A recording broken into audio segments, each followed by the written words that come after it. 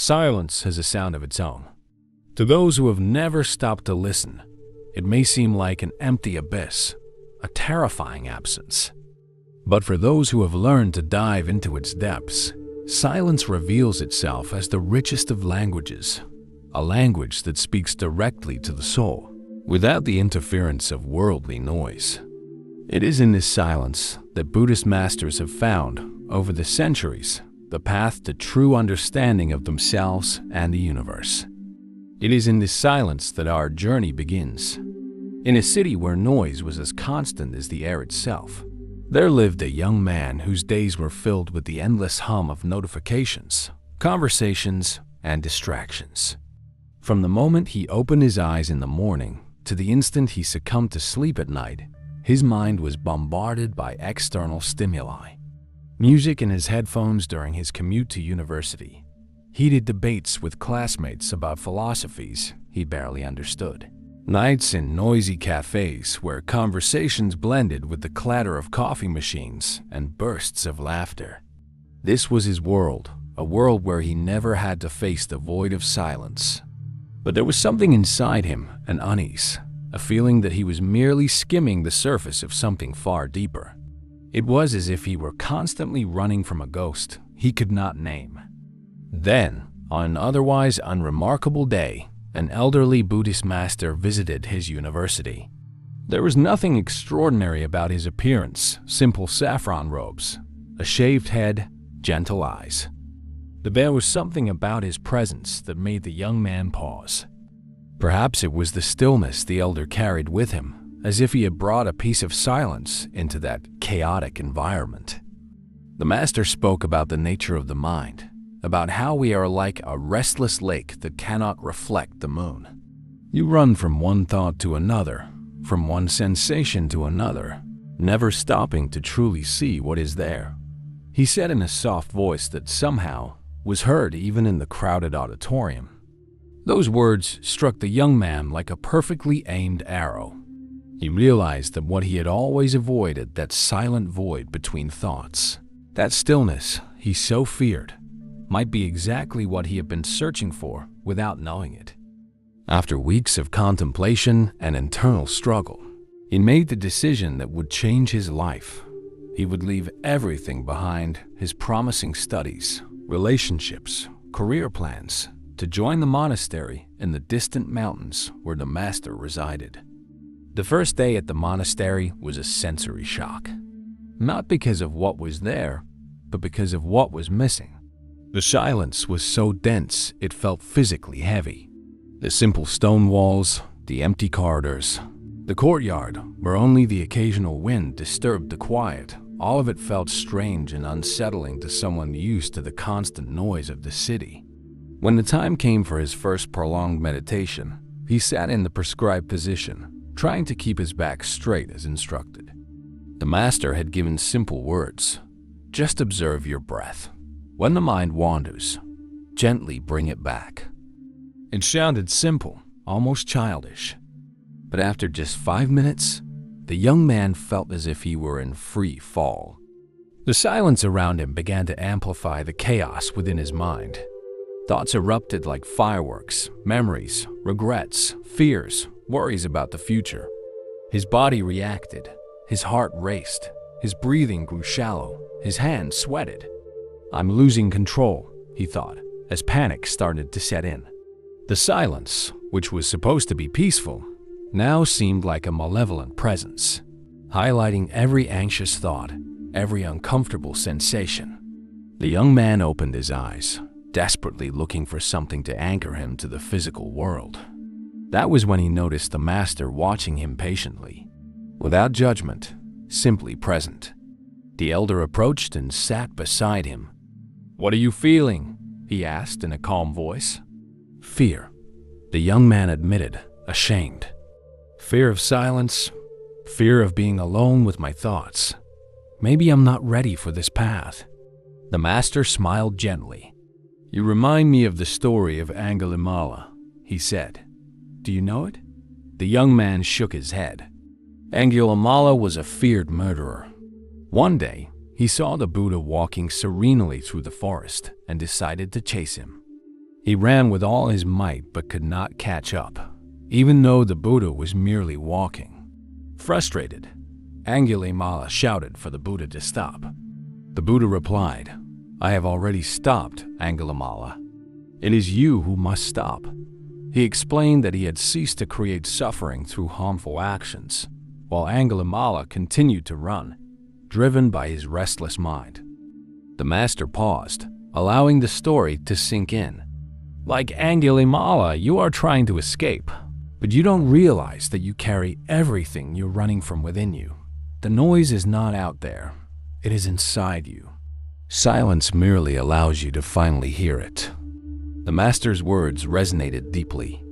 The young man realized that throughout his life, he had used external noise as a way to drown out his internal turmoil.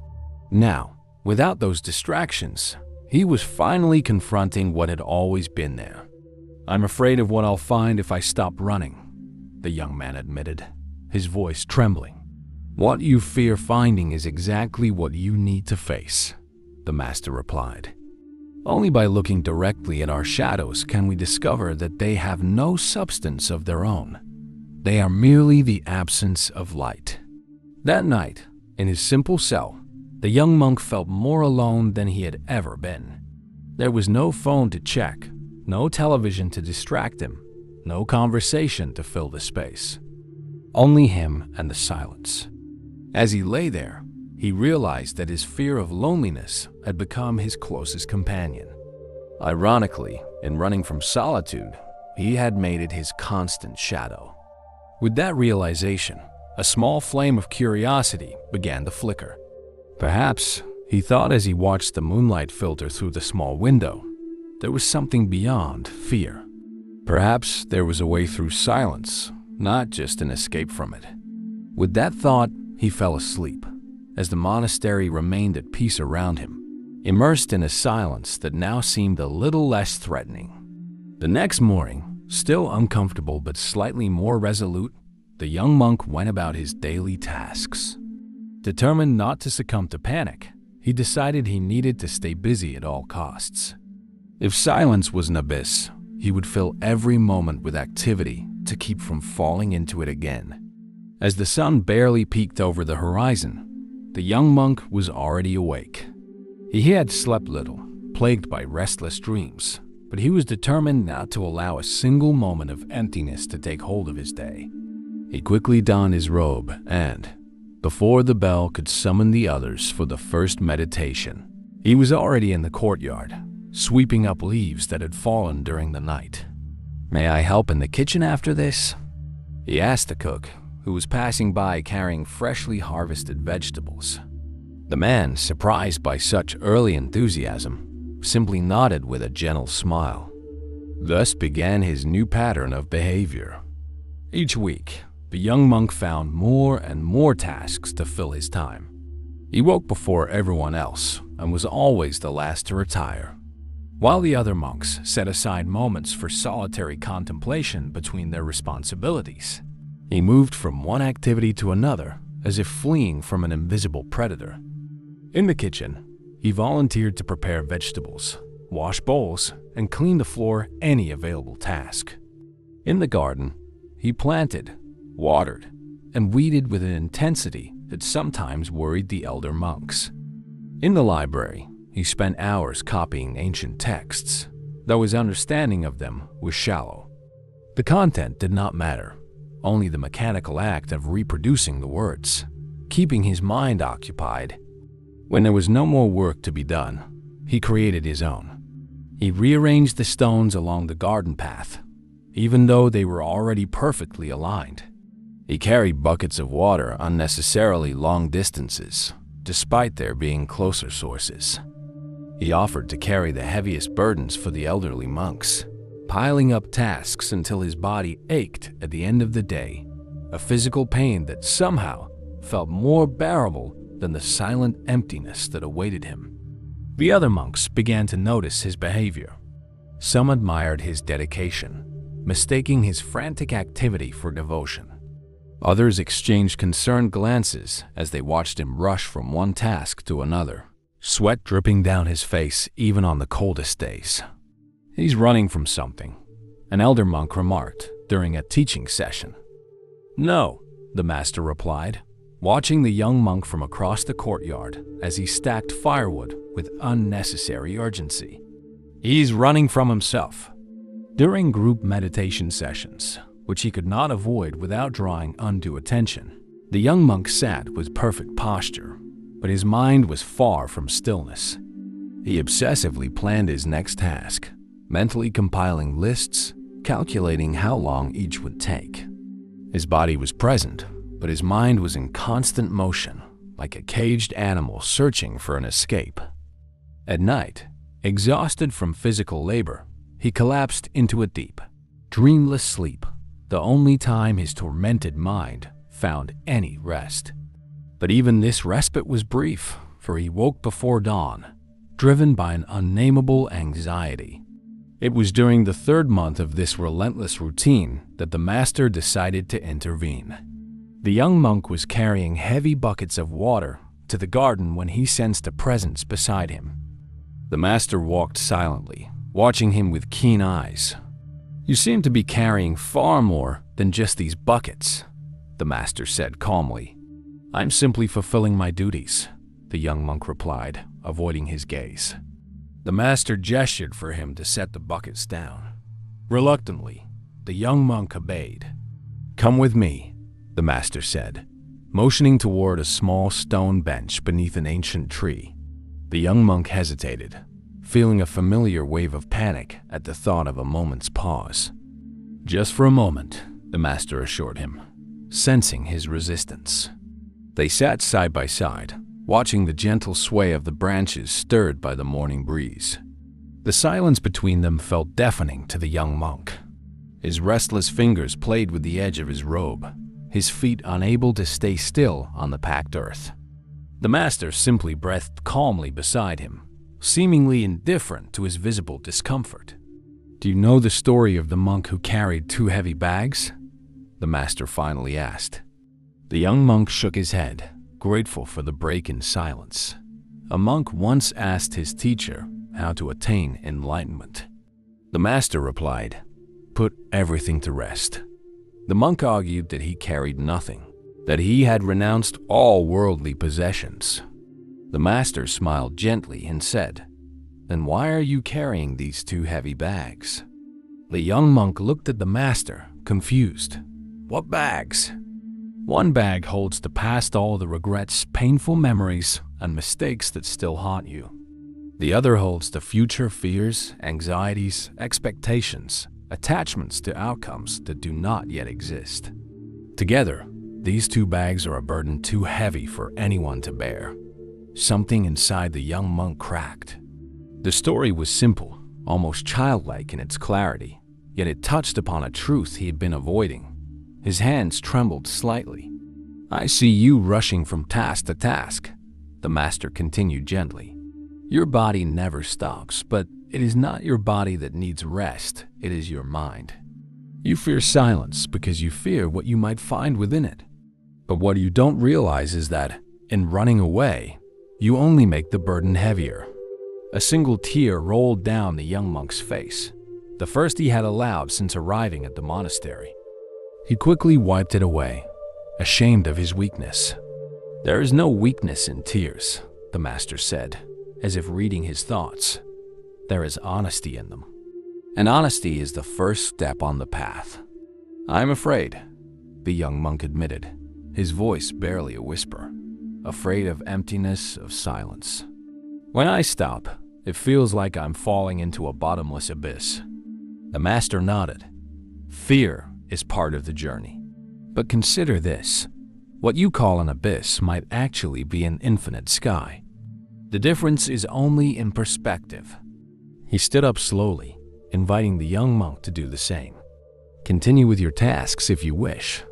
But today, make one small change. Between each task, pause for just 3 full breaths. Nothing more.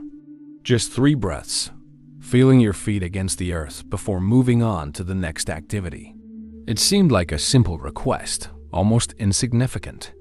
The young monk nodded, thinking he could manage something so small. Throughout the day, he tried to follow the master's guidance. In the first few pauses to breathe, the familiar sense of panic began to rise. His muscles tensed, ready to flee to the next distraction. But he persisted, noticing how the discomfort surged and, surprisingly, began to fade after the third exhale. It was as if he was taking small doses of a bitter but necessary medicine. 3 breaths were not enough to cure his fear of silence, but they were a beginning, a small acknowledgement that perhaps, just perhaps, there was something beyond the fear that consumed him. That night, he fell asleep with the master's words echoing in his mind. What you call an abyss might actually be an infinite sky. And for the first time since arriving at the monastery, his dreams were not filled with anxiety, but with images of open spaces and endless skies. The following weeks brought a subtle change to the young monk's routine. The brief pauses of 3 breaths between his tasks became moments he no longer feared as much. Eventually, he managed to extend them to 5, sometimes even 10 breaths. They were tiny islands of stillness in an ocean of frantic activity, but they marked small victories over his fear of silence. The master observed his progress with a watchful gaze, never pressuring him, allowing him to find his own rhythm. The other monks noticed the change as well. His movements no longer carried the same desperate urgency, though he still worked more than all of them combined. But beneath the seemingly calmer surface, something was building up. Like pressure accumulating beneath the earth's crust, unprocessed emotions, repressed thoughts, and unaddressed fears began compressing within him. The brief pauses, rather than relieving the pressure, only made it more noticeable. Restless dreams started to disturb his nights. He would often wake up drenched in sweat, with unsettling images fading too quickly from memory, leaving behind only a vague sense of distress. During the day, he sometimes found himself frozen in the middle of a task, gripped by sudden and inexplicable anxiety. In those moments, his breathing would become shallow, his heart would race, and a sense of impending catastrophe would overwhelm him. "Are you all right?" the other monks would ask when they saw him like that.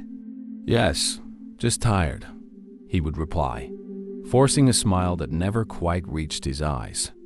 But he was not all right. The truth he could not admit was that his escape strategies were failing. The noise in his mind was growing louder each day, and not even relentless work could drown it out completely. It was during the preparations for the annual Vesic ceremony, the celebration of the Buddha's birth, enlightenment, and passing, that the pressure finally found a release. The monastery entered a period of intense activity for the important event. Monks and nuns from neighboring monasteries would come to participate, and the preparations had to be flawless. Seeing this as the perfect opportunity to lose himself in work, the young monk volunteered to coordinate the preparations for the main altar, responsibility usually entrusted to more experienced monks. The master, after a moment of consideration, agreed, perhaps recognizing that an important lesson awaited his eager disciple. In the days leading up to the ceremony, the young monk slept even less, ate in a hurry, and began skipping his breathing pauses. He obsessively checked every detail, the precise placement of flower offerings, the perfect alignment of candles, the meticulous arrangement of sacred texts. Any imperfection, no matter how small, provoked an exaggerated reaction. The flowers need to be replaced, he insisted to another monk on the eve of the ceremony. These are no longer perfect. But they were picked just this morning, the monk replied, confused. And they represent the impermanence of life? They don't need to be perfect. They need to be replaced, he repeated, with an intensity that startled them both. On the morning of the ceremony, he was exhausted, but he refused to acknowledge it. His body moved purely out of willpower as he oversaw the final preparations. The first bells rang, announcing the arrival of visitors, and the young monk felt his heart pounding faster than usual. A slight dizziness washed over him, but he ignored it, determined not to fail in his duty. The ceremony began. Monks and nuns took their places in the main hall, where the scent of incense filled the air. The abbot of the monastery initiated the chants, and hundreds of voices joined in a harmony that reverberated through the ancient walls. It was a moment of deep beauty and significance. For the young monk, however, the world was starting to distort. The chants, instead of sounding harmonious, felt like chaotic, oppressive noise. The candlelight, instead of conveying serenity, seemed too bright, burning his hypersensitive eyes. The incense, instead of calming him, felt suffocating. Then, as the abbot began reciting the story of the Buddha's enlightenment, something inside him broke. The words about how Siddhartha Gautama sat beneath the Bodhi tree, determined not to rise until he found the answer to human suffering, struck him like physical blows. He faced his fears, his desires, his illusions, the abbot intoned. He confronted everything that arose in his mind without fleeing, without turning away. The room began to spin. The young monk tried to focus his vision, but dark spots danced before his eyes. His breathing became erratic. A deafening ringing filled his ears. Suddenly, he realized he couldn't feel his hands or feet. "I can't," he whispered, but no one heard. Panic engulfed him like a massive wave. "I can't breathe," he thought, as his chest tightened painfully. Without realizing what he was doing, he stood up abruptly in the middle of the ceremony. All eyes turned to him, but he barely noticed them. Staggering, he somehow managed to leave the main hall before his legs gave out. Outside, in the corridor, away from the staring crowd, he collapsed to his knees, trembling uncontrollably. Tears he had suppressed for months finally broke free. Violent sobs shook his body as waves of emotion, fear, shame, sadness, anger erupted uncontrollably. It was as if a dam had burst, and all the pressure that had built up was now overflowing at once. "I'm failing," he thought amid the storm. "I'm not strong enough for this path. I don't belong here." He didn't know how long he stayed there, lost in his inner tempest. It could have been minutes or hours. When his sobs finally subsided and his breathing began to steady, he realized he was not alone. An elderly nun sat silently a few steps away. There was no judgment in her wrinkled eyes, only a quiet, compassionate presence. She did not try to touch him or speak right away. She simply remained there, witnessing his suffering without trying to change or push it away. I'm sorry," the young monk finally managed to say, wiping his tears with the sleeve of his robe. "I disrupted the ceremony. I've disappointed everyone." The nun smiled gently. "The only person you've disappointed is yourself," she replied, her voice carrying the wisdom of many decades. "And only because your expectations were impossible." "I should be stronger," he insisted. "True strength is not the absence of falling," she said. "It is the courage to stand up after the fall." The young monk looked at his hands, still trembling. "I tried so hard to escape this moment. I worked myself to exhaustion to avoid feeling this." He made a vague gesture toward his chest, where the emotional pain still pulsed. The nun nodded. "Do you know the story of the man wounded by the poisoned arrow?" He shook his head. The Buddha told of a man who was struck by a poisoned arrow. His friends and family called a doctor to remove it, but the man refused treatment. He said, "I will not allow this arrow to be removed until I know who shot it." Was he a noble, a Brahmin, a merchant, or a laborer? What was his name and family? Was he tall, short, or of average height? What kind of bow did he use? What was the bowstring made of? The nun paused, watching as the young monk absorbed the story. The Buddha explained that while the man sought all these answers, the poison would continue to spread, and he would die without ever receiving them. Like this man, you suffer because you search for answers that only prolong your pain instead of allowing the arrow to be removed. The nun's words pierced deeply. The young monk realized that he had spent months seeking explanations, justifications, distractions, anything to avoid the simple, direct and necessary act of facing his fear and suffering. "How do I remove the arrow?" he asked, his voice barely above a whisper. "First, by acknowledging that it is there," the nun replied. "You have already taken that step today." She stood up slowly, her knees creaking with age. "Rest now. Allow yourself to feel what needs to be felt. The ceremony will continue without you, just as the mountains remain when we close our eyes." Then she left him. The days following the collapse were unlike anything the young monk had experienced since his arrival at the monastery. Temporarily relieved of his duties, he spent long hours in his cell, sleeping more than he had in months, as if his body were finally demanding payment for the accumulated debt of rest. Meals were brought to him, a gesture of compassion that initially filled him with shame. "I am a burden to everyone now," he thought bitterly as he stared at the simple bowl of rice left at his door. On the third day of this forced retreat, when the sun was already leaning westward, a soft knock sounded at his door. It was the master, carrying a small tray with tea. "May I come in?" he asked in a serene voice. The young monk nodded, ashamed to be found still in disarray, his eyes swollen from tears that seemed never-ending. The master sat on the simple wooden floor, poured 2 cups of tea, and offered one to the young monk. The aromatic steam rose between them, gently breaking the silent tension. "How do you feel?" the master finally asked. The young monk considered lying, saying he was fine, that he would soon return to his duties. But something had changed within him, a small opening for honesty that had not existed before. "Ashamed," he answered.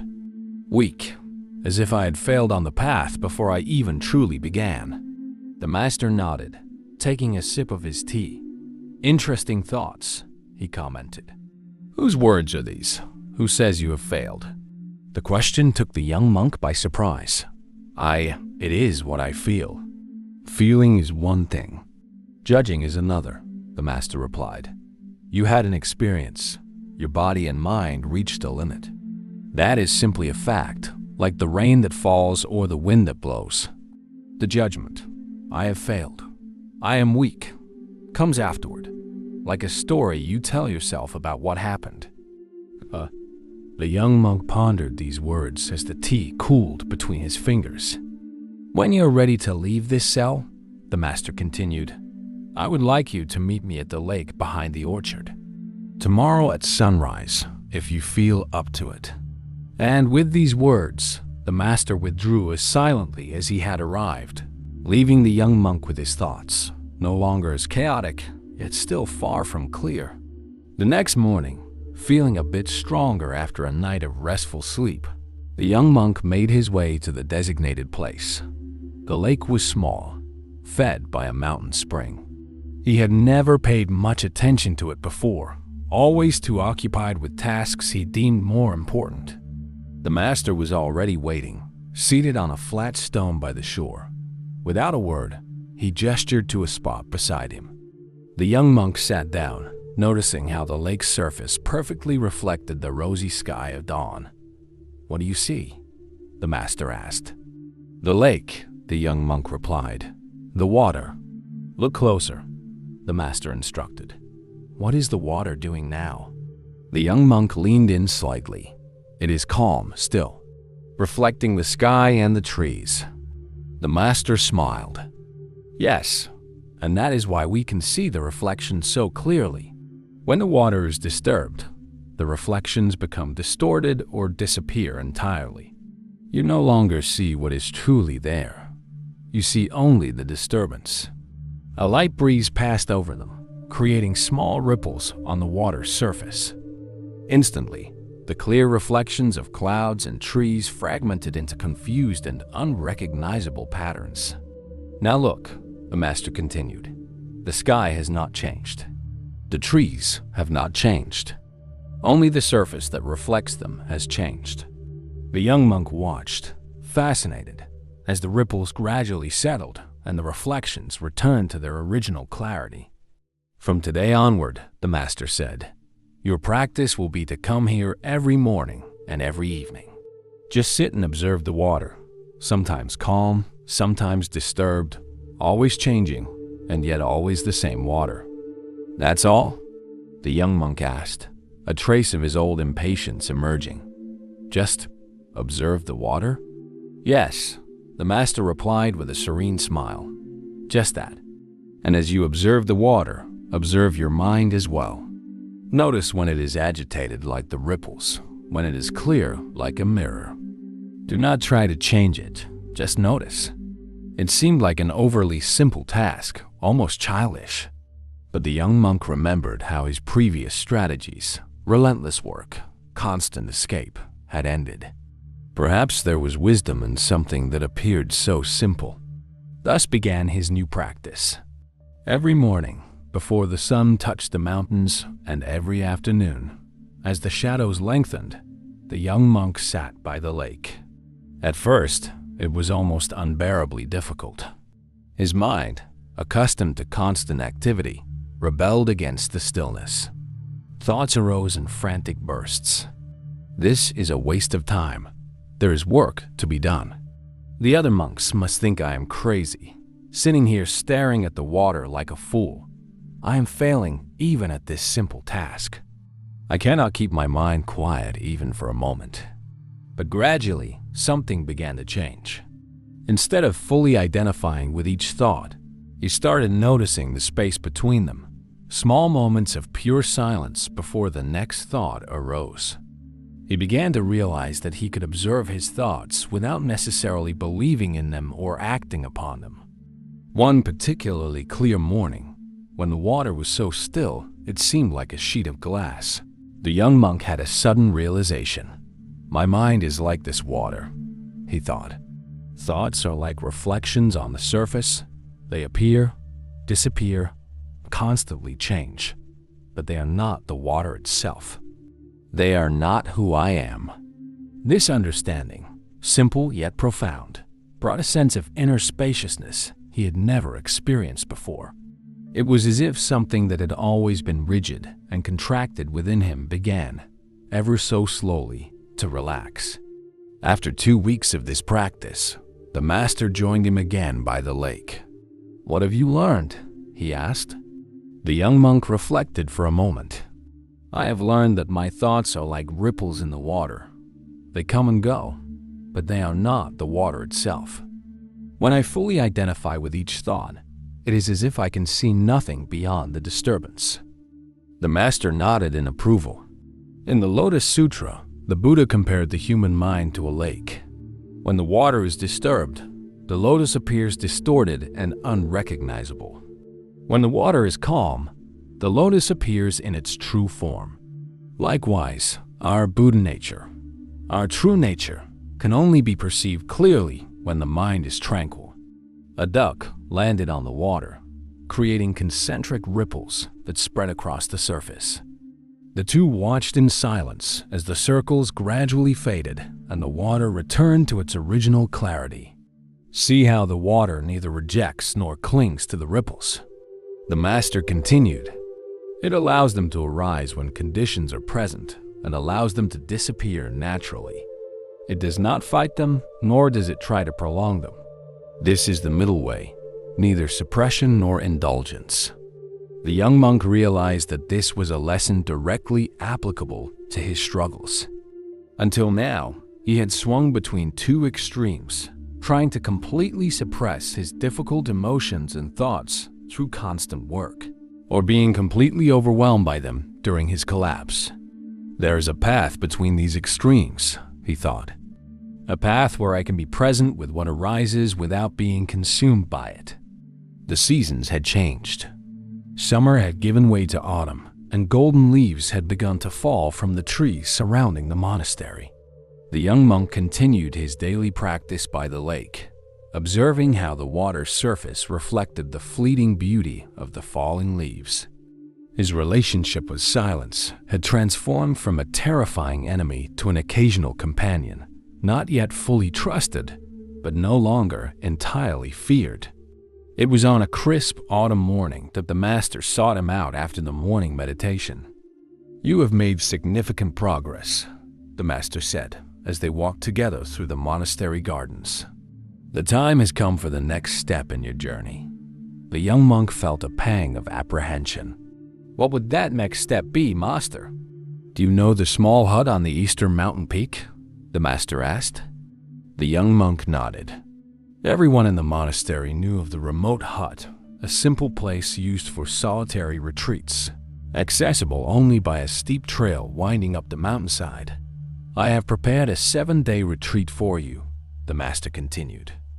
7 days in complete silence.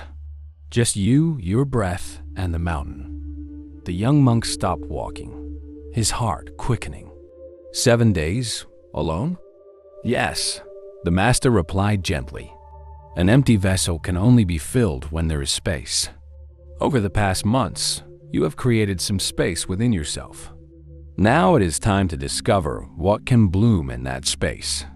The thought of 7 days in complete solitude stirred old fears that, though dormant, still lingered deep within his mind. Yet a part of him, a part that did not exist when he first arrived at the monastery, felt a cautious curiosity. When should I leave? He finally asked. At dawn tomorrow, the master replied. Take only the essentials, your robe, your bowl, some grains, and tea. The rest you will find there. That night, the young monk barely slept. He packed his small bundle with the few necessary belongings and spent hours watching the moon through the small window of his cell. Conflicting thoughts drifted in and out like passing clouds. I'm not ready for this. What if the panic returns when I'm completely alone? Maybe this is exactly what I need. Maybe there is something important to discover in this prolonged silence. Before the sun even touched the horizon, he was already up. After a brief meditation and a simple breakfast, he set out on the mountain trail. The master accompanied him to the monastery gate. Remember, the master said as they parted, you are never truly alone when you are fully present. Enigmatic words that the young monk pondered as he ascended the steep trail.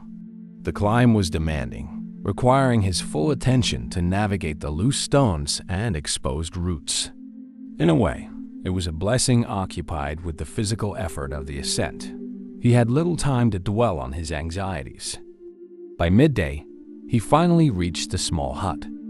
It was even simpler than he had imagined. A single room with time-worn wooden walls, a woven straw mat, a small wood-burning stove, a rustic table, and a thin mattress rolled up in a corner. A narrow window offered a view of the valley below, where the monastery appeared tiny, like a distant toy. He placed his bundle on the packed earth floor and sat on the hut's only stool, suddenly aware of the absolute silence surrounding him. There was no soft murmuring of monks at work, no distant temple bell marking the hours, not even the occasional creak of cartwheels on the road. Only the wind in the trees, and now and then, the song of a solitary bird. And that was when Panic, his old companion, returned. It began as a slight unease, an itch beneath the skin. Soon, it escalated into a tightness in his chest, a struggle to take deep breaths. Chaotic thoughts flooded his mind. It's too isolated here. What if I fall ill? No one would hear me if I called out. 7 days is too long. I can't do this. He stood up abruptly and stepped outside, almost deciding to descend the mountain and return to the monastery.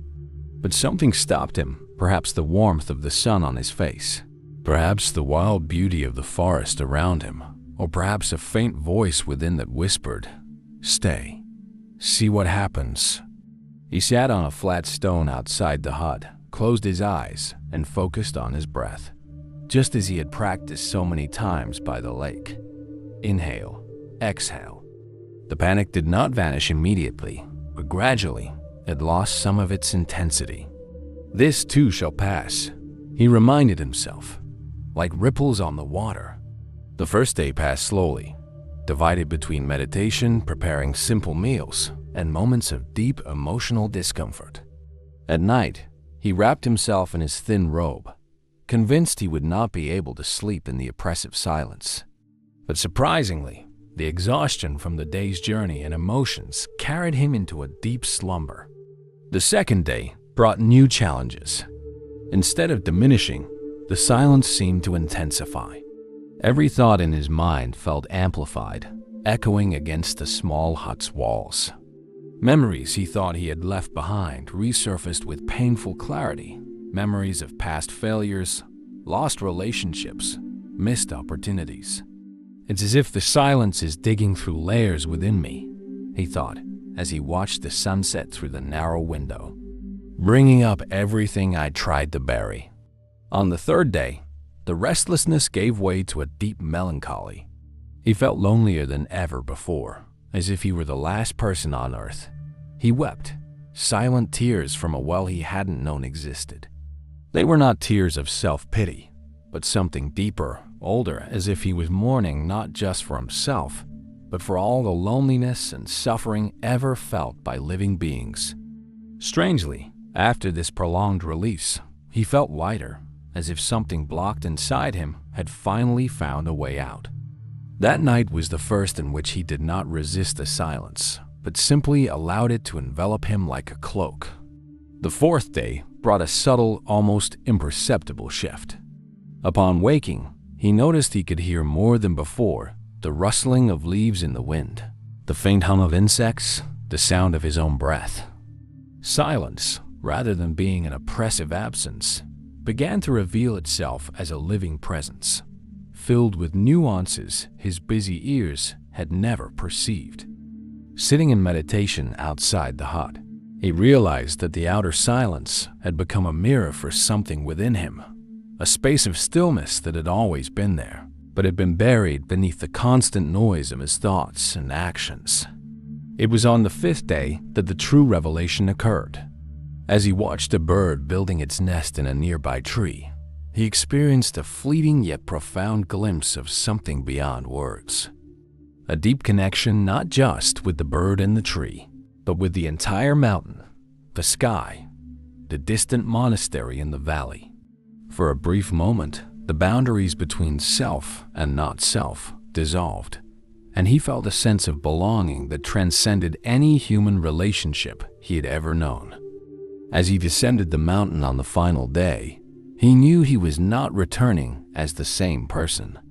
Not completely transformed, not perfectly enlightened, but fundamentally changed.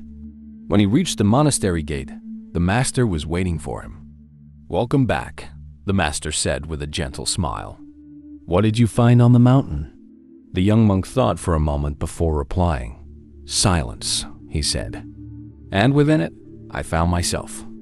The descent from the mountain felt easier than the climb, not just because the path now sloped in his favor, but because of the lightness the young monk carried within. As the monastery gates came into view, he felt a strange mix of emotions: joy at returning to the community, but also a subtle nostalgia for the solitude he had learned to cherish. The monks welcomed him with discreet smiles and gestures of greeting, respecting his still contemplative state after the prolonged retreat. The master found him in the rock garden, where the young monk had seated himself to gradually reacclimate to the presence of others. "What do you bring from the mountain?" The master asked simply. The young monk reflected for a moment. "I bring a friend I met there," he replied. "And who is this friend?"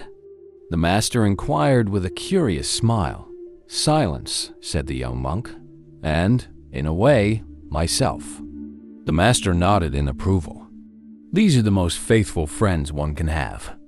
The following weeks brought a deeper integration of the lessons learned on the mountain. The young monk resumed his activities at the monastery, but with a different quality of presence. Work was no longer a frantic escape, but a natural expression of his being. Group meditations were no longer struggles against silence, but welcome immersions into familiar waters. Others noticed the change. "You seem different," an elderly monk remarked as they worked together in the garden. "More present." The young monk only smiled. Words felt inadequate to describe the transformation he had undergone. It was during the change of seasons, when winter began yielding to the first signs of spring, that the master called him for a private conversation. "We have a small community center in the city," the master explained. "A place where we offer meditation and Buddhist teachings to ordinary people workers, students, families. Each year, we send a monk to help with the activities for a month. This year, I would like you to take on this responsibility." The young monk felt his heart quicken. Returning to the city, to the noise, the agitation, the crowds. The thought stirred a familiar restlessness. "You are sending me back to the world I fled from," he said, "not as an accusation, but as an observation." "No," the master replied. "I am sending you back to the world you are now ready to see with new eyes. The world was never truly the problem, nor is it now the solution. The real question is, what do you bring to the world?" The wisdom of these words resonated deeply. The young monk understood that this was the next natural step in his journey, not to remain forever in the safe sanctuary of the monastery, but to test and apply what he had learned in the broader context of human life. "When should I leave?" he asked, accepting the challenge. "In 3 days," the master answered. "Enough time to prepare, but not so much as to feed unnecessary fear or expectation." In the days leading up to his departure, the young monk spent many hours by the lake that had been his first teacher of stillness. He watched the reflections in the water, trying to imprint in his memory the sense of clarity and peace he had found there. "Will I be able to maintain this clarity amid the city's chaos?" he wondered. The answer was still uncertain, but the question no longer carried the weight of panic. The journey to the city was one of contrasts. With each mile, he traveled away from the mountains. The world around him became gradually more populated, noisier, faster.